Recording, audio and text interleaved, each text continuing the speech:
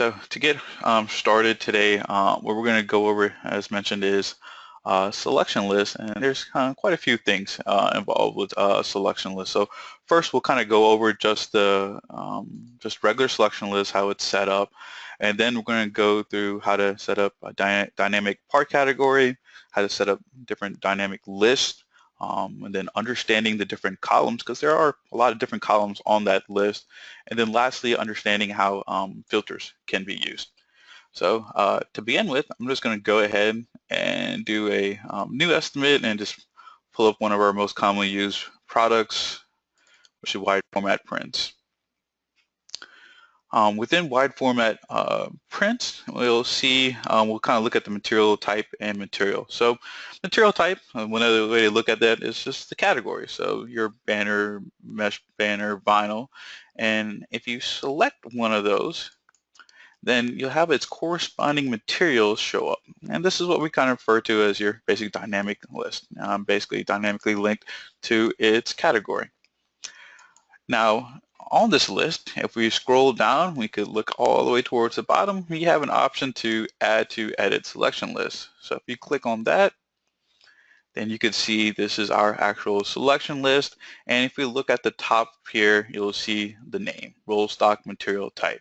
So this name is important. This is where you would look up a selection list, and of course by its name there. Let's go look at the dependent list. So let's say I selected banner, and now I'm going to select materials, but now we could see that there's really no way for us to tell what this list name is because we don't have that button that says add to edit selection list. So when we're messing with these lists, one thing is always to go back and see what variable is controlled. Now variables are set on these pricing form. Each one of these fields is controlled by a variable, and that variable tells that field what it can do. So there's variable type called list, and of course these are all set to list, and variable types such as number, in which these height and width are set to.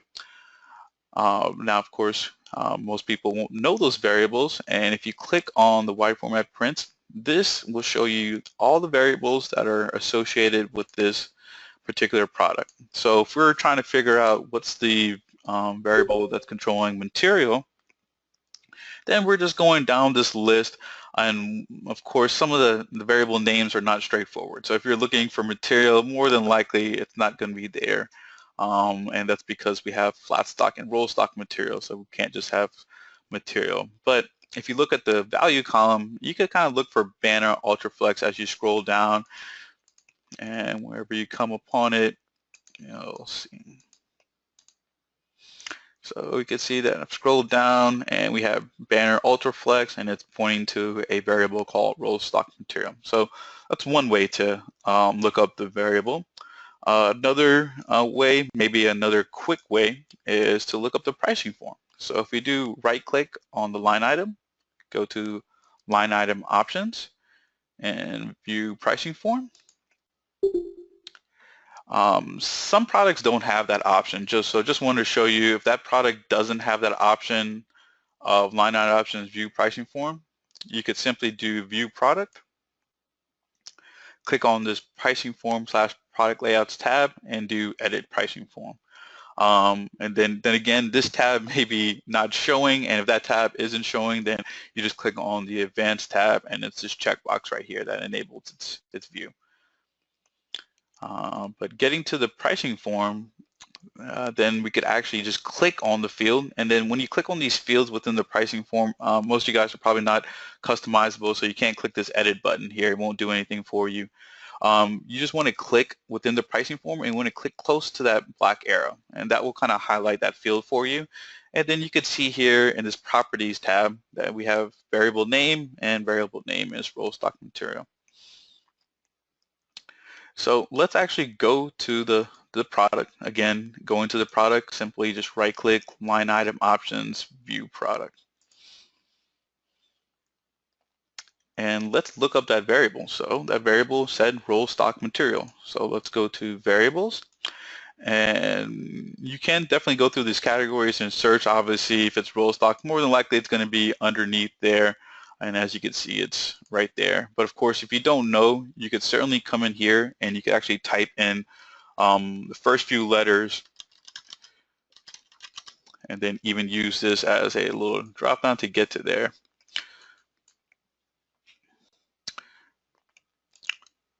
So let's look at this together. Now, if you recall, this is your roll stock material. So this is the second thing that we saw here. So its list is going to be dependent of material type.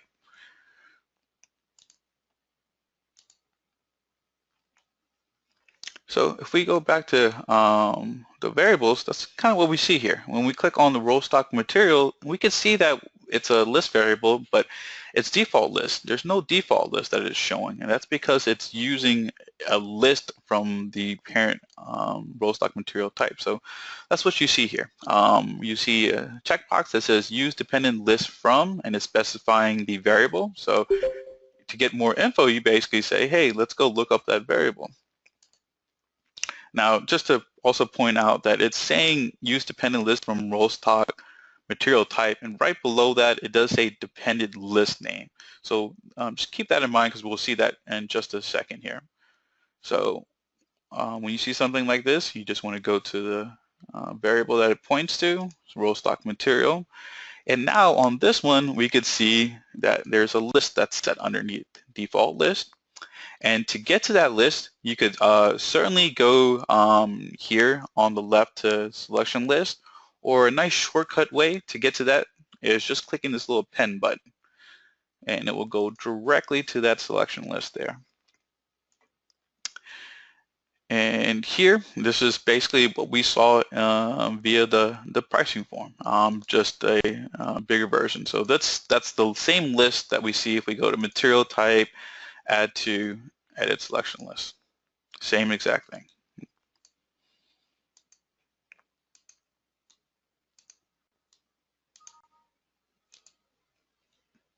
Now, when we're in here, we'll kind of go through a couple of things, go through the different columns and buttons.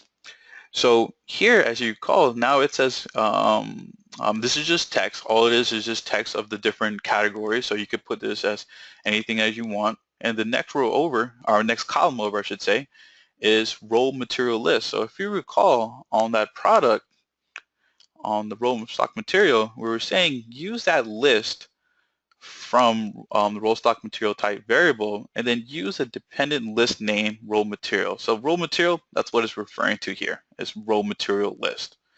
So this is the dependent list. And if you look at it, all it really is another selection list that it's pointing to. So you'll see it says roll material list, and these are, as you can imagine, there's different selection lists that are in the system. So if we look at banner types, what we should see here is a list called banner types. So let's just save here for just a second so we can see that. So all it's doing is saying when we select banner, pull in the list that's called banner types. So if we click on banner types here, what you'll see here is now this is a list of different banner materials. Now this is what's using a dynamic link. So if we click edit here, when we insert rows, there's a couple of different ways you could insert a row. You could just insert a blank row. You could insert what's called a dynamic part category. That's what this is actually referred to. Or I'm sorry, that's what this is actually, the dynamic part category. And lastly, you could do insert parts. So insert parts is basically kind of inserting, it does insert all the parts from a particular category, but you could kind of go through and you could select the parts that you really want. Whereas a dynamic part category, what that does is it basically will add all the parts that are underneath this particular category. So just to kind of give you a visual of that, if we went to setup, pricing setup, all pricing setup, part setup, and fortunately not a good way to really search for a particular category and control, so you can certainly type in one of the banner materials and it'll bring you right to the category. I just know where it is, I'm going right to it. But essentially what that list is saying is look at the category for banner digital and pull all these parts that are underneath it. So the way this kind of helps is anytime you go back and you clone, you're adding new parts, well, you don't have to worry about coming back to the selection list and adding individual part to it. Since it's dynamically linked, any parts you add to that category are just going to show up on this list. So that's definitely the advantage to doing a dynamic link. As mentioned, the only reason you wouldn't want to do that is if you come back here and say, hey, we only want the banner Ultraflex 10-ounce mat showing up. So if that's the case, then if you go back to insert row and do insert parts, you select the category, and you can see that it just pulled in the active parts that are underneath there, and then you could kind of go back and you could remove the parts you don't want. So this is kind of a way to do just one part from that particular category.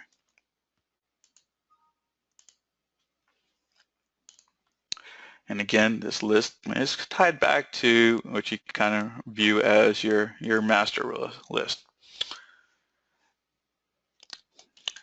So while we're on this master list, let's kind of go through the other columns that are on here.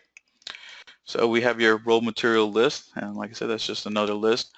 Now, what you see here is material list and material list default. It's the same thing. There's no difference between the two. In fact, this can actually be selected and removed. If you could imagine, when we do insert column, and we add dependent list link, and that's what brings you this list right here. And then you could come back, and of course you could rename it. So you click on that, click rename, and all it was is that we did that, and then we added roll material list. So that's the gist of that. So it's just on this particular list, it's just a duplicate, so nothing to it. Now, columns can also control things you do on the pricing form. So display tape is actually referring to application tape, and hide mounting is actually referring to the panels on the pricing form. So what this is saying is basically for all these different material types we select, we want application tape to show for all of them. For hide mounting, we see that we have a value of true for banner and mesh. So let's take that back and go to the pricing form. And as you could, let's say we didn't have anything selected. So if we don't have anything selected, you could see that we have the bottom section, and this is the mounting section where you would mount onto some acrylic. So basically in that selection list, since those values are set to true to hide mounting, as soon as I select banner, you can see that it disappeared on you. So that's the gist of that. It's just a column that you put and a value that you put in there, and you could reference that value and some formula for the pricing form. And what you'll also notice is that each one of these columns has a default next to it, and that's so you could basically, if this was checked, then it's going to use whatever default value, and you can set some sort of default formula and have that trigger to all of them. That's really just that. So here is saying, hey, I don't want to use the default value, and let's use true for this one. Moving forward, we'll backtrack on this just a little bit, but here we have price lookup and price formulas. All this is setting pricing on a part level. Now, it's pricing and costing, of course, is coming from pricing that we set on a product, but we could tell that product, hey, don't use part-based price. We use the pricing that we set on this. And when this comes in useful, this comes actually useful for your miscellaneous products. So we'll take a look at that in just a second and see how these price and cost columns can be used. And lastly, what we see here is our filter. So same thing when we go to insert column, see one of them is to add filters. And all filters are is basically saying we're going to use this same selection list, but we're going to use the same selection list on multiple products. But maybe not all these rows should show up, and that's all it's saying. So basically you can kind of see here for dye sub, we have fabric and flexible vinyl and miscellaneous check.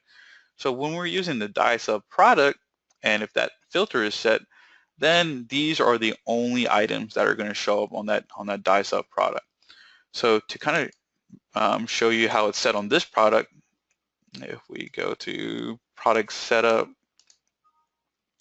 and we go to our roll stock material type, essentially we have no filter. So since we have no filter, all the rows on that particular selection list will show up.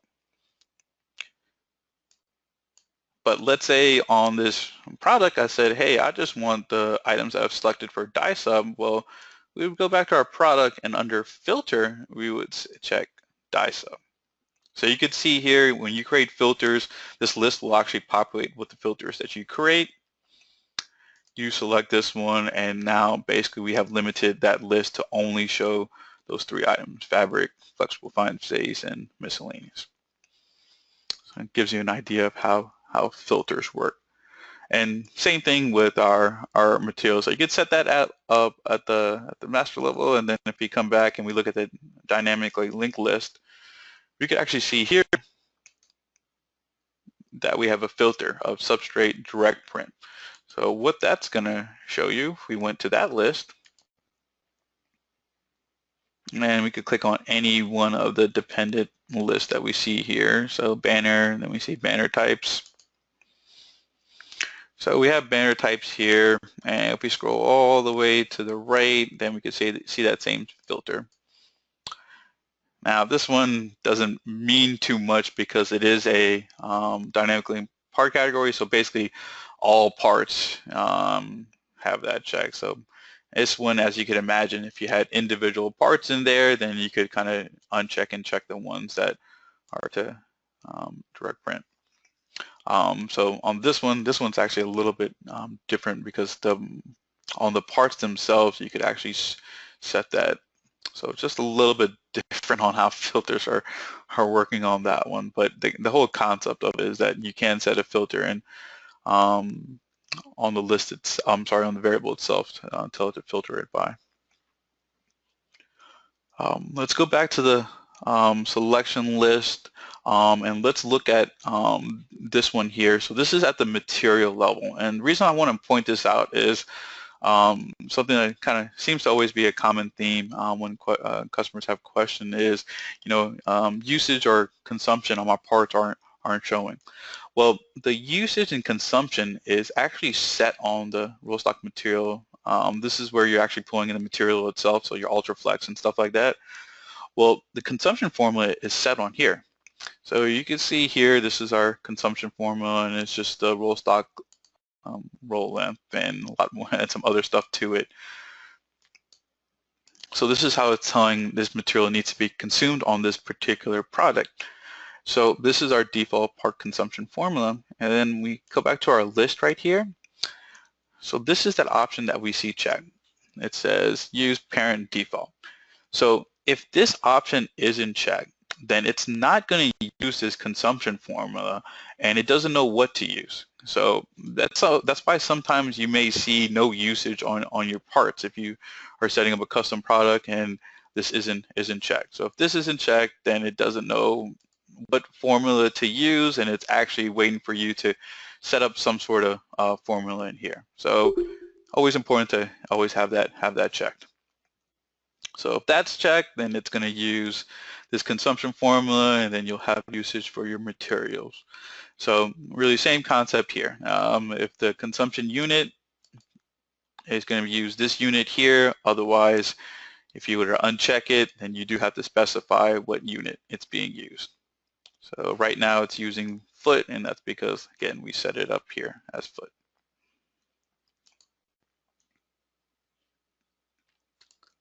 Now in this particular case, we are pulling in parts. There is, this is a situation that really occurred on older data sets. We don't see this too much anymore, but definitely do want to show you this. And we could probably go back to our master list here. So in our older data sets, there was a situation where they were just kind of entering in text, and let's just pretend these are our actual materials instead of categories. Well, these are just text. It's not pointing to a certain part or anything like that. So you could come back and instead of pulling in a part category or parts themselves, you could say put in some text and do an insert column and add part link.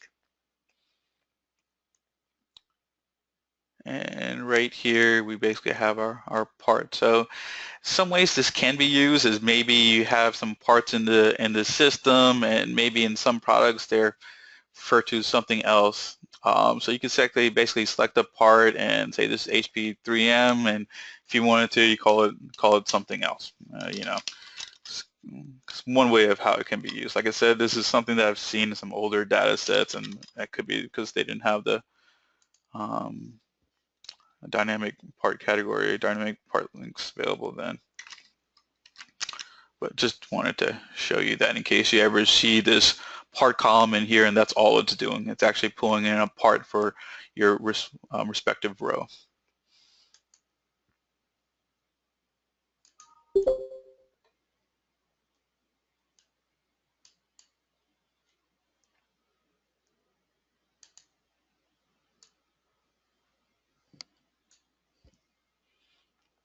So I'm actually going to pause right now and see if you guys have any questions. We've got about 11 people in here, not too bad. So I'm just going to go up and down the list, and I'm just going to call your name and just let me know if you have any questions. Brittany, you have any questions? Nope. All right. Georgette, you have any questions? Nope, I'm good. All right. Jim Williams, you have any questions? Nope, just listening. All right. Katrina, you have any questions?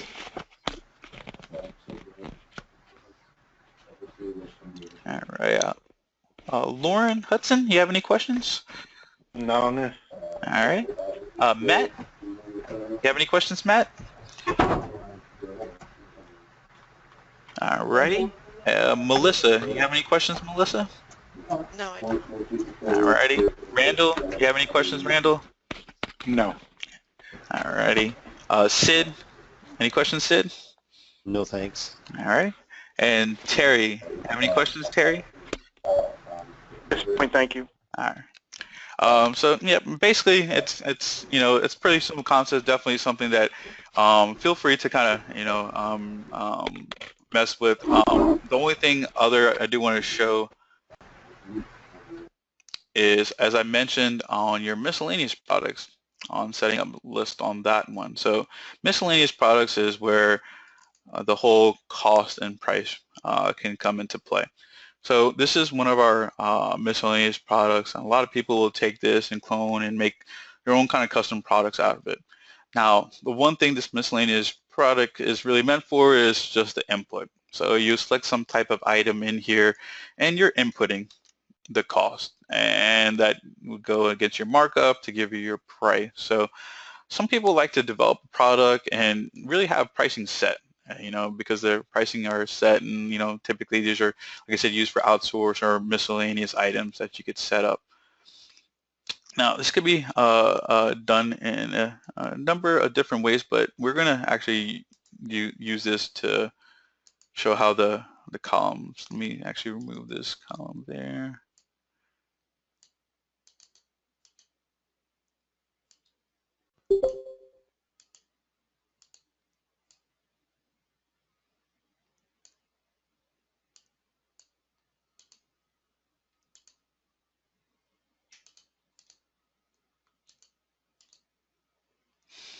Okay, so this is basically how a normal list will look. I just kind of messed with that list from earlier. And I'm sorry, one thing I actually didn't mention before was I kind of went through most of the buttons on here. Of course, this is just to insert row again, insert column. This is to use to sort. So you can see as soon as I did that, then it sorts your list by alphabetical order. And then, of course, to remove or rename a column.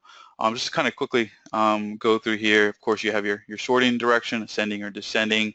That option to keep this list sorted. So if this is checked, anytime you insert a new row, it's going to automatically sort. This other checkbox here is this is actually specifically used on our add to finished goods product. So as this checkbox says, if this is checked, then the parts that are on here are actually going to be used to replenish your inventory. If it's not checked, then it's going to be used just like any other product, and you select a part and it's going to consume it. So that's the reason for that checkbox there. And then you have your options here. So as you may recall, if you have this box checked, show no lines for adding, you can't go through the pricing form and edit this selection list. So that's that little button that we see there. So we have show to add to the selection list. It's nice. So the only reason you may want to hide that is, maybe you don't want your employees continuously adding items to the list. So that's a reason you may want to hide this option. And then last two is basically giving you the option to create a new part through the list. So instead of just adding some blank line of text, if this option is checked, you could either do a new non-inventory part or do a new inventory part. So if you're familiar with purchase orders, you kind of see that in that section where you could kind of create a new part on the fly. If you do select that, that's what this box is for. If you select that you create a new part from this list, then you want to specify the part that you want to use as a standard to clone off of. So if these two options are selected, then there has to be something in this field here.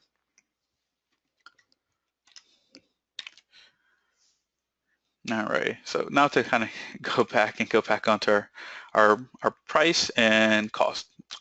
So this is used to specify, you can actually use this to specify maybe a lookup on your parts, is basically what it's really used for. And then the columns next to that is a price formula and cost formula.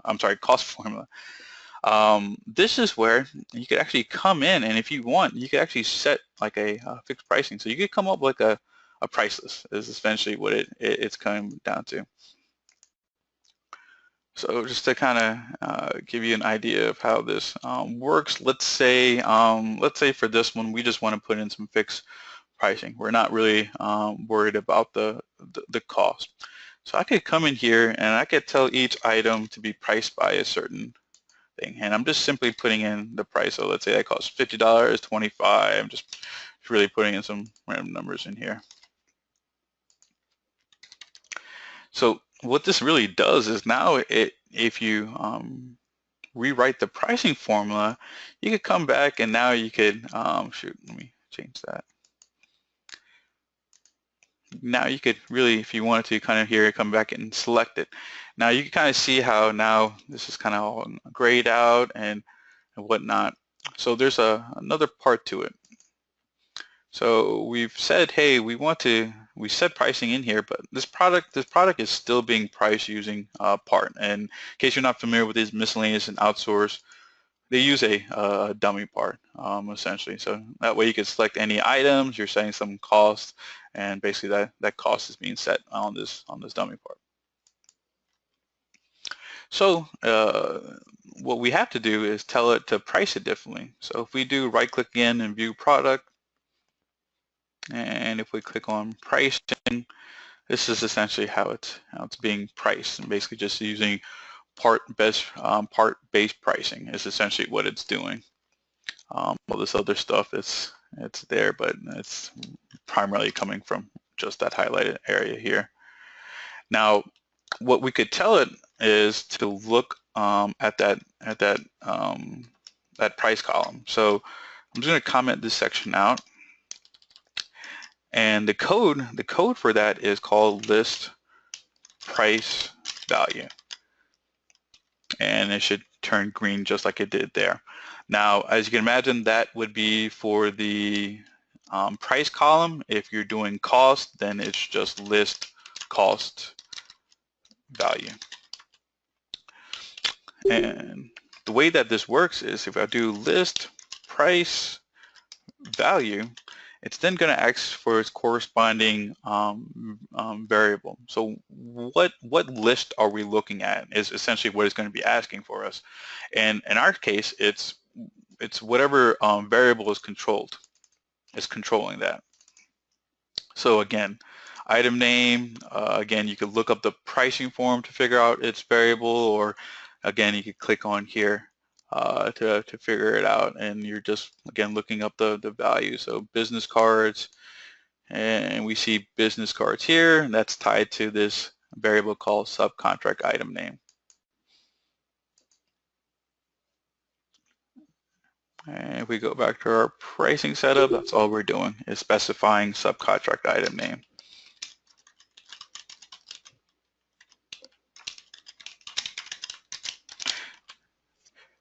And this does need to be in parentheses and quotes, as you can see here. And of course, just want to make sure that you get the spelling right.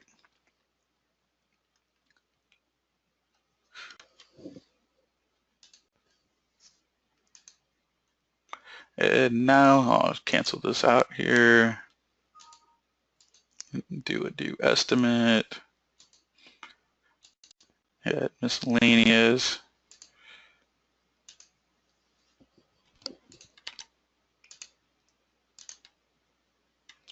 All right, so now what you could see is that, well, I'm selecting one of these items, and now I don't have to enter in a cost, because now it's pulling its cost from the list that I've set. So that's kind of one way to use this. Now, of course, you can do the same thing in terms of having this product calculate your margins, and of course, you would need to have some sort of cost in there. So a little bit more involved in terms of trying to use cost and then price, and that's just kind of changing this up. But you could certainly do that as well. That's the whole purpose of that. And so, as you can recall, when you're on setting up a part, you're putting in some sort of fixed cost, and you're using a multiplier to set its price. Really same concept here, except you're putting a cost, and maybe it costs you $25, and you're selling it for 50. And obviously, your multiplier in that case is basically a 2. So really the same concept, except this is really, the pricing is all driven by the selection list versus pricing that's driven by its parts on a cost-based level. All right, so that's really kind of the last way to mess with and use a selection list. So I'm going to go ahead and now just have a open floor. So I'm going to unmute everyone and just speak at will, and just let me know if you have any questions. All right, so kind of like I suspected, I figured probably most people didn't have any questions since I went through the first go around, and no one had any questions. So pretty kind of basic concept. I'll go ahead and, of course, with these specialty webinars, we've recorded it, so I'll go ahead and we'll post a recording to YouTube, and that will be there. If you have any questions or need any help on setting up a selection list, please give us a call or shoot us an email at consulting@sirius.com.